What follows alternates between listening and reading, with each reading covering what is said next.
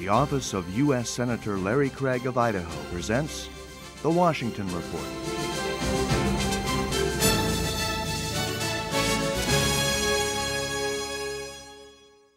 Welcome everyone, I am Iris Amador. Thank you for joining us for another Washington Report.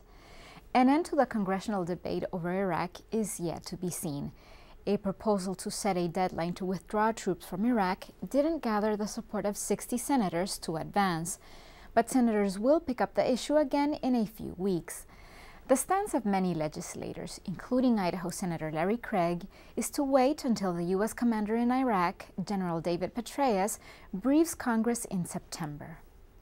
There is one role that we play here in the United States Senate, and that role is a political role. It is not a military role. In the Congress, there are not 535 generals. There are a few of us, I'm not one of those, who've had extensive military experience and who might have the kind of strategic knowledge necessary to make decisions that our generals could and are making on the field at this moment. But I am always surprised when we decide to become tacticians, when we decide to use the floor of the United States Senate as a command center, when we meet in secret rooms around the Capitol to decide how troop movements ought to happen and what the rules of engagement ought to be. No, we shouldn't be playing that role. Some important components of the National Defense Authorization Act have been approved already, like a measure to provide better treatment for soldiers suffering from brain traumas. Many soldiers are returning from Iraq with hidden wounds. It is not always visible on the outside, but they are dealing with severe internal injuries. According to the Department of Veterans Affairs, almost 2,000 soldiers have traumatic brain injuries. Under the new provision, it will be possible for these soldiers to be treated outside VA medical facilities to assure they get the best care available in the country for their condition. Also approved recently a regulation to simplify the financial aid application process for college students.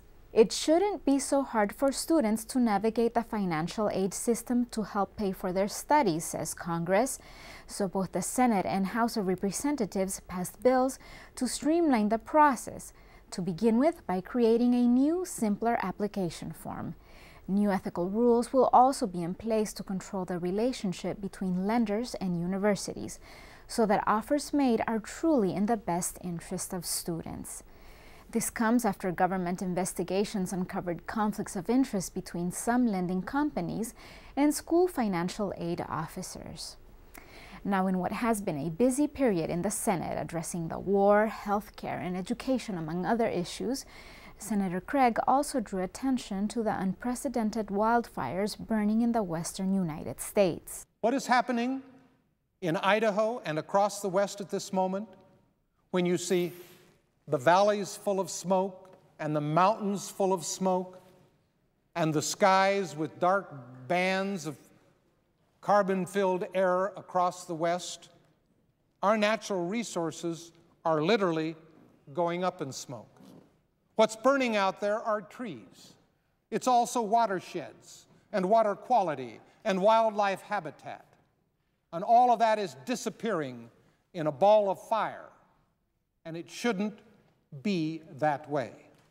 Senator Craig proposes increasing land management, which involves thinning the forest in order to improve their health and reduce the risk of catastrophic wildfires.